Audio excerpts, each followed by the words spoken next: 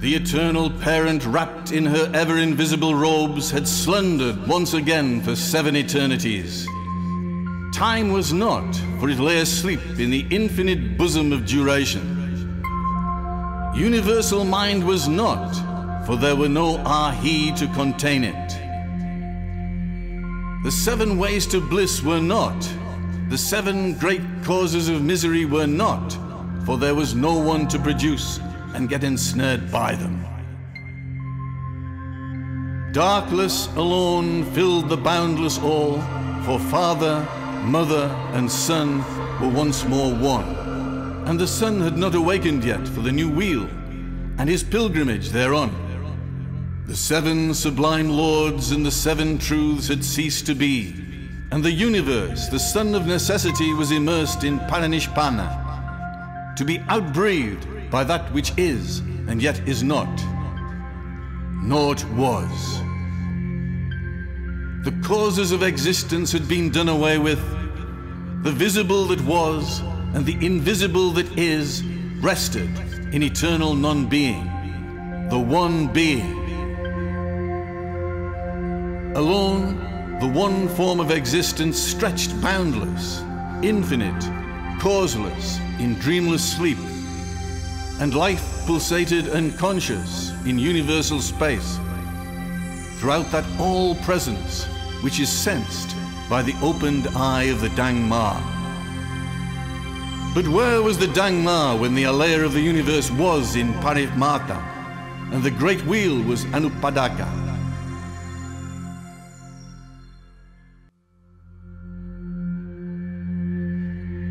Where were the builders, the luminous sons of Mantavaric dawn? In the unknown darkness, in their Ahi Paranishpana, the producers of form from no form, the root of the world, the Devamatri and Svabhavat, rested in the bliss of non-being. Where was the silence? Where the ears to sense it? No, there was neither silence nor sound, naught save ceaseless, eternal breath, which knows itself not. The hour had not yet struck.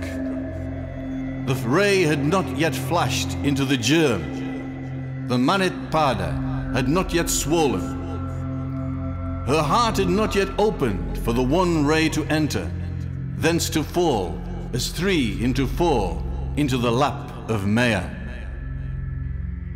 The 7 suns were not yet born from the web of light. Darkness alone was father, mother, Svababat, and Svababat was in darkness. These two are the germ, and the germ is one. The universe was still concealed in divine thought and divine bosom.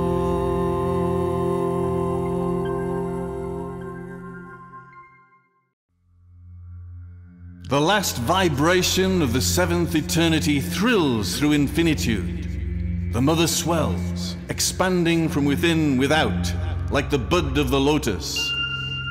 The vibration sweeps along, touching its swift wing the whole universe, and the germ that dwelleth in the darkness that breathes over the slumbering waters of life.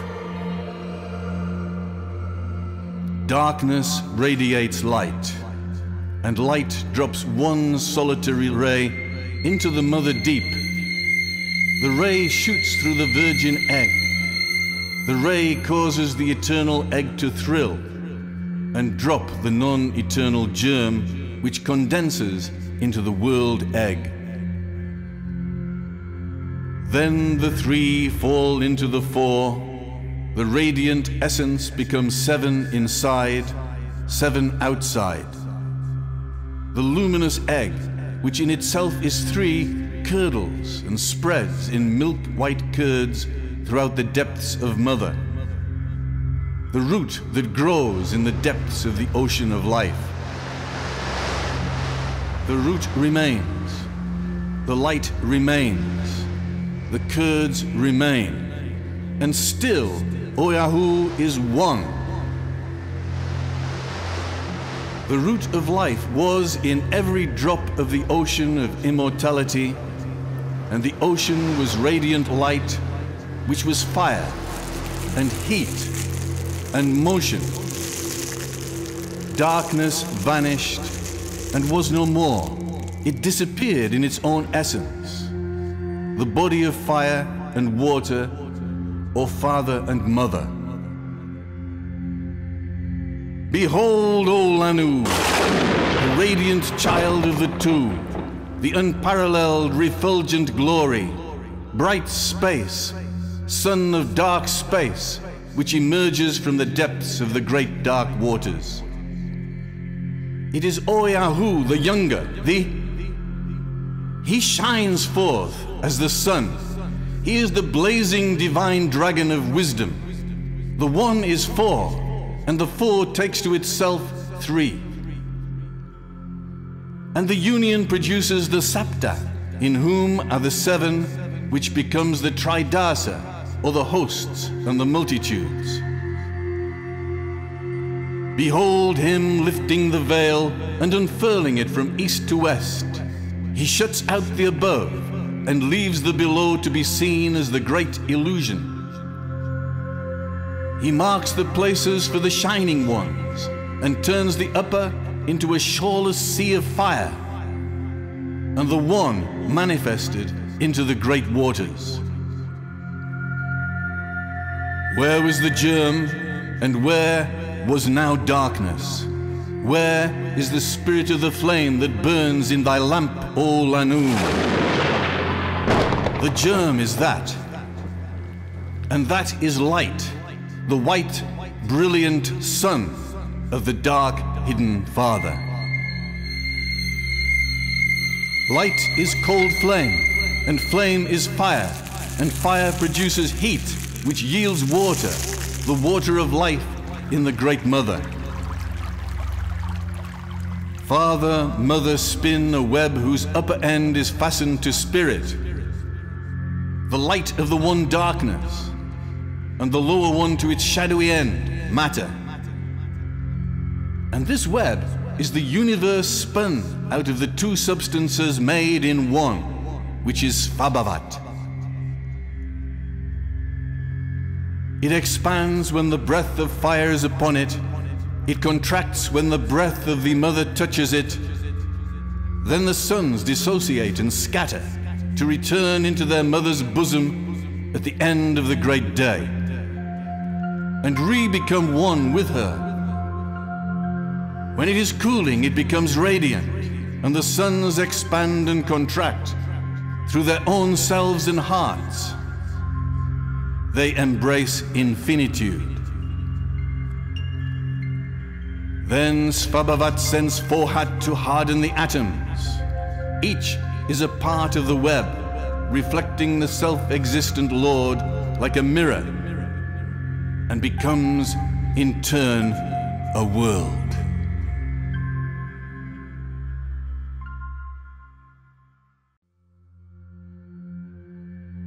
Listen, ye sons of the earth, to your instructors, the sons of fire. Learn there is neither first nor last, for all is one, number issued from no number. Learn what we who descend from the primordial seven, we who are born from the primordial flame, have learned from our fathers.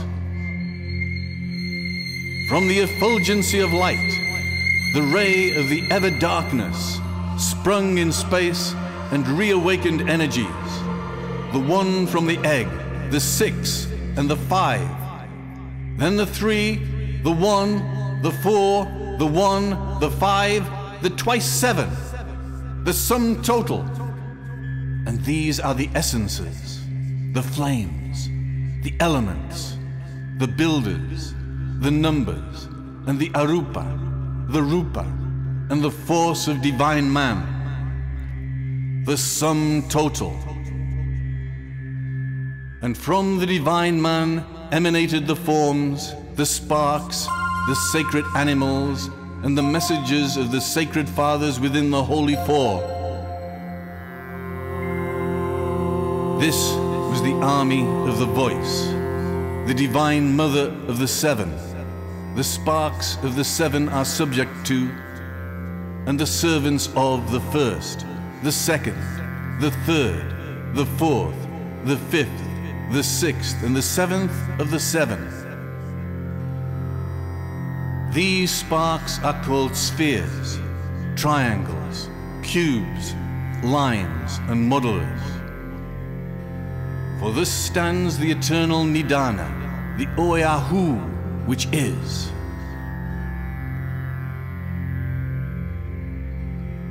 Darkness, the boundless, or the no number. Adi Nidana Svabhavat. The Adi Sanat, the number, for he is one. The voice of Lord Svabhavat, the numbers, for he is 1 and 9. The formless square. And these three enclosed within the are the sacred 4. And the 10 are the Arupa universe. Then come the sons, the 7 fighters, the 1, the 8th left out, and his breath, which is the light maker. Then the second 7, who are the Lipika, produced by the 3. The rejected son is 1. The sons are countless.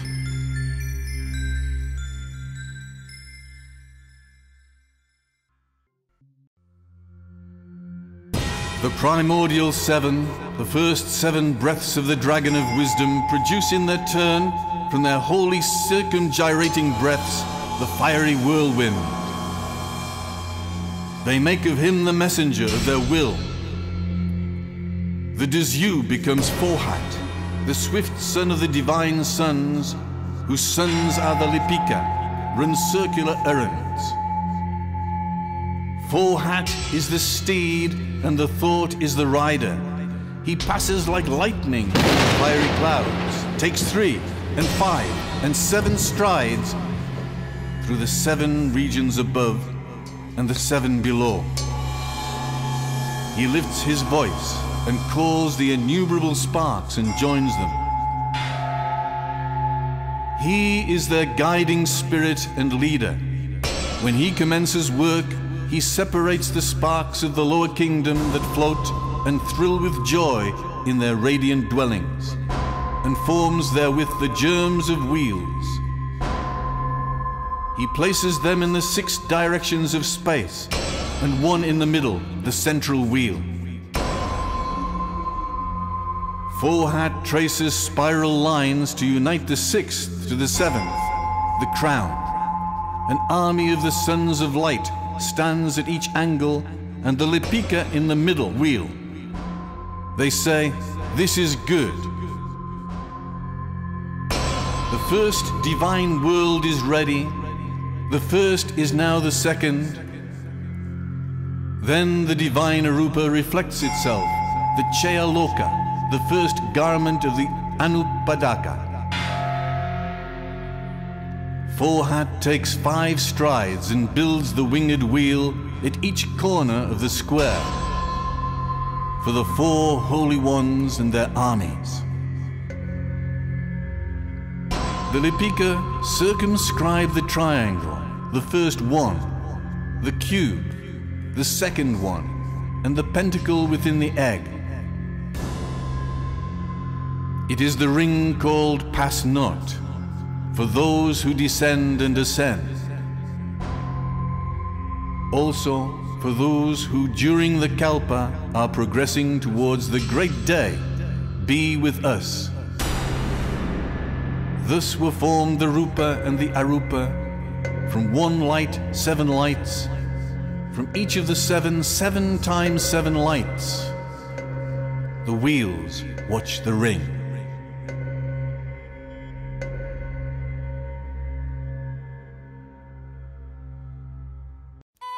By the power of the Mother of Mercy and Knowledge, Kuan Yin, the triple of Kuan Shai Yin, residing in Kuan Yin Tian, Fohat, the breath of their progeny, the son of sons, having called forth from the lower abyss the elusive form of Xian Chang and the 7 elements. The swift and radiant one produces the 7 layer centers against which none will prevail to the great day, be with us, and seats the universe on these eternal foundations, surrounding Xian Chan with the elementary germs.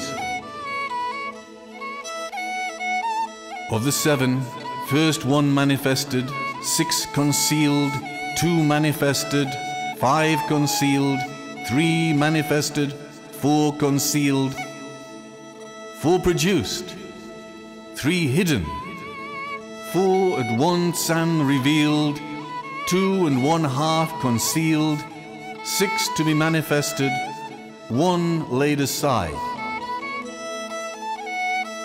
Lastly, 7 small wheels revolving, one giving birth to the other. He builds them in the likeness of older wheels, placing them on the imperishable centers. How does Fohat build them? He collects the fiery dust. He makes balls of fire, runs through them and round them, infusing life therein too, then sets them into motion. Some one way, some the other way. They are cold. He makes them hot. They are dry, he makes them moist. They shine, he fans and cools them.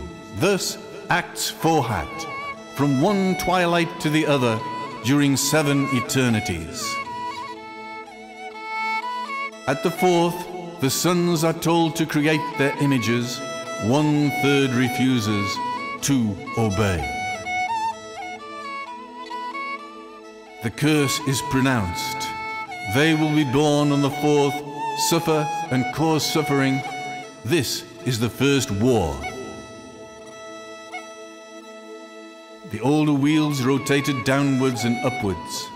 The mother's spawn filled the whole. There were battles fought between the creators and the destroyers, and battles fought for space. The seed appearing and reappearing continuously. Make thy calculations, Lanoo. If thou wouldst learn the correct age of thy small wheel, its fourth spook is our mother. Reach the fourth fruit of the fourth path of knowledge that leads to nirvana, and thou shalt comprehend, for thou shalt see.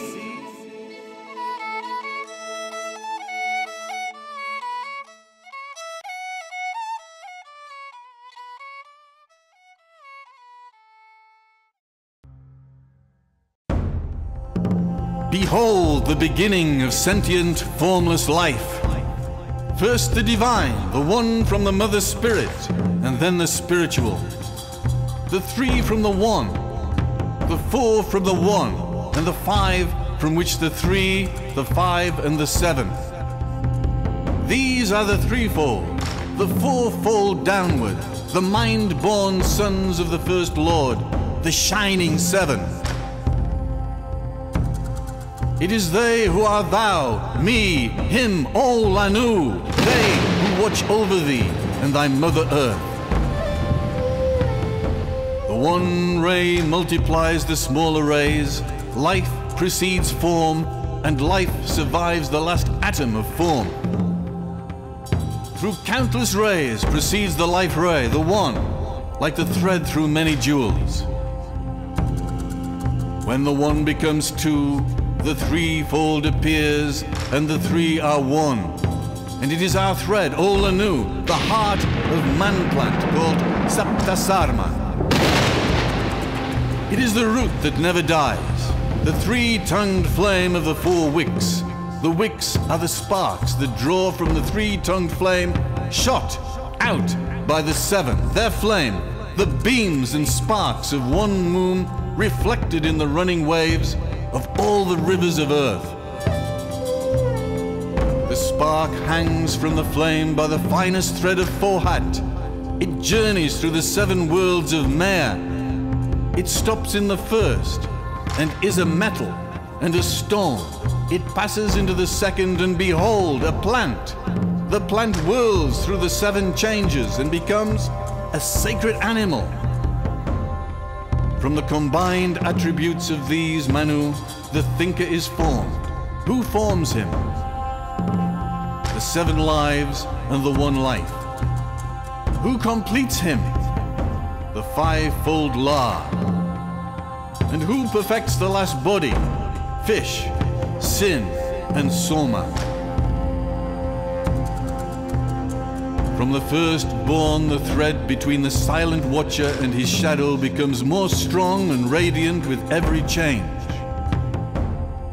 The morning sunlight has changed into noonday glory. This is thy present wheel, said the flame to the spark. Thou art myself, my image and my shadow.